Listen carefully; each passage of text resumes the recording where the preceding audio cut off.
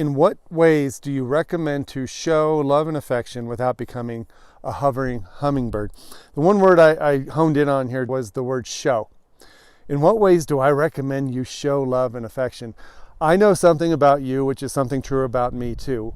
And that is when we say, I want to show her love and affection, what we really mean sometimes is I want to get love and affection. We don't always mean I want to give her love and affection.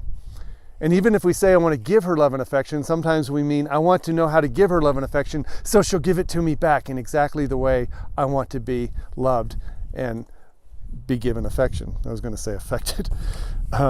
So first of all, know in your body if you're going to give love and affection in the manner in which she appreciates and likes, or if you're going to get love and affection or give with an agenda. So love languages that you may know about by Gary Chapman include acts of service, receiving gifts, words of affirmation, physical touch, and quality time. 5 different languages. What if your wife is the type, and let's say what if yours is the type who doesn't like or isn't comfortable with frequent overt demonstrations of physical affection, touch, and loving words and gestures? What if that just makes her a little creeped out? And what if you're not like that? What if you like all that stuff like I do? I've always told you that. I'm that kind of guy. What if she likes to feel taken care of? What if she likes to feel like you've got her back? What if she likes to have quiet time where she feels heard and listened to without being criticized or challenged? So what if her love languages are acts of service and quality time? So the answer to your question, I recommend you find ways of giving her acts of service, taking care of things around the house, or spending time with her in ways that she feels comfortable, where she can relax, where she doesn't feel pursued. Now, this does not mean that you don't deserve to get love and affection, but you have to understand that the road to having her reciprocate or even initiate love and affection with you is to first talk in her language so she can relax and get there. So what ways do I recommend to do it? In ways that she understands. Understand what her love language is. If she hasn't taken a love language test online at the Gary Chapman's lovelanguage.com website, maybe you guys can do that. A lot of women don't like to do that. They don't believe in that crap. They think you should figure out what they like. You should know by now. So I hope that helps. A hovering hummingbird is always going in to get his needs met with a hidden agenda. So the opposite of the hummingbird is the mountain lion. He's very patient, he's very deliberate, and he's very slow to react, and he knows how to give what people need without needing anything in return. So the next question, I hope that helps, Joshua.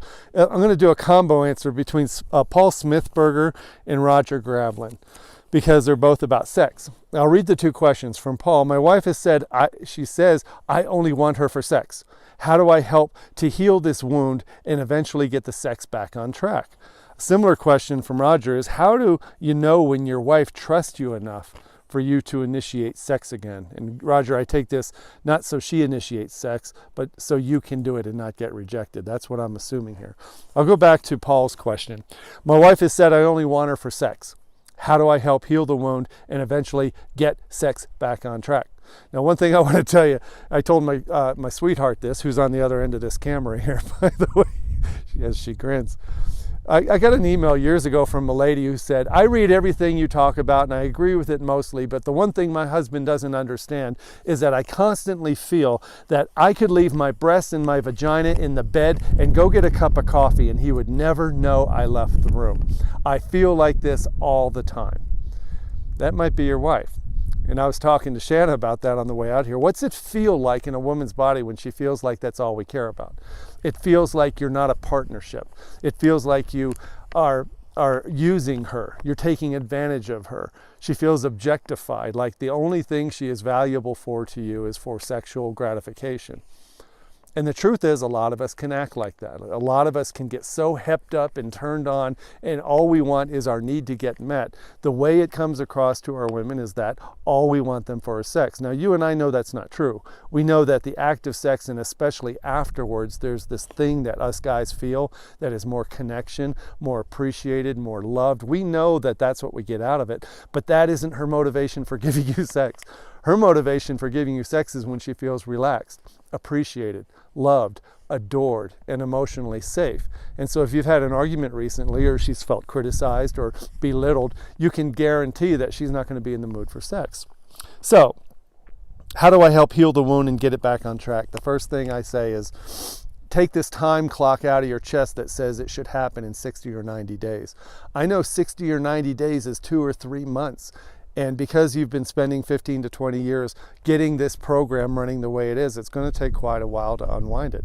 I don't know for sure that there's anything you can do to make her want to have sex with you. You cannot negotiate desire. You can make her have sex and she can make herself have sex, but she can't make herself want to have sex. And you can't make her want it either. So one thing you have to do is slow down and realize that the desire formula, the recipe for desire, is going to be more time, more distance, more adventure, more mystery, more polarity, and more patience on your side. And it's going to be a hell of a lot longer than 60 or 90 days. And when you get that clock going, tick-tock in your chest, tick-tock, that's the tick-tock of desire. It's slow, it's measured, it's patient, and it's not needy. She'll be a lot more quick to heal the wound of feeling objectified to you and maybe trust you again. We can talk later about what if you go 3 years and this still isn't working. That's a different conversation. There is a decision to be made at some point. If you've been as good as you know you can possibly be and you're facing 30 years of a relationship with 0 sex, that's a totally different question than the one you asked. So I won't answer that one right now. And to Roger, you said, how do you know when your wife trusts you? And you put it in quotes. I'm not sure why you put it in quotes. When she trusts you enough to initiate sex again. Again, I'm assuming you mean you initiating sex with her. And so I was telling Shanna too, us guys, we want to know when there's a solid green light.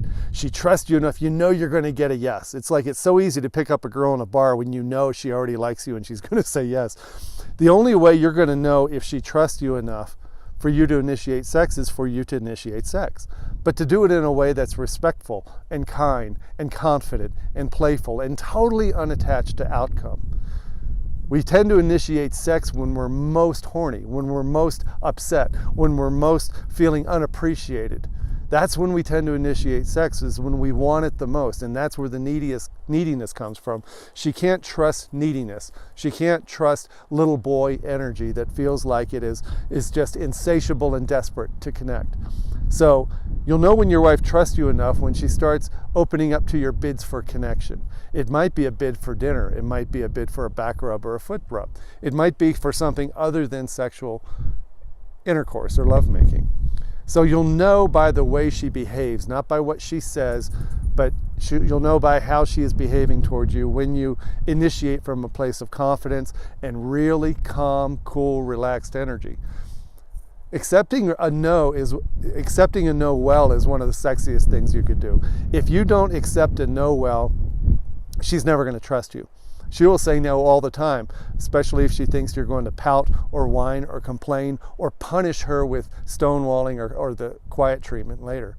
So how you handle a no in a cool, calm, confident, playful way is very important. She'll trust you again for you to initiate sex when you can initiate from a place of confidence and be totally cool with the word no, because it's always her prerogative to say no. Your challenge is to stand up and be a mountain lion when it happens and realize that no is always an acceptable answer. It's not always the only answer, but be okay with the no, and she'll start to trust you again. So I'm going to stop there and I'll make a video. We've got a lot of questions, guys. That's why I put 3 of these together. So that was for Joshua, Paul, and Roger. I hope that helps. We'll see you on the flip side. Take care, guys.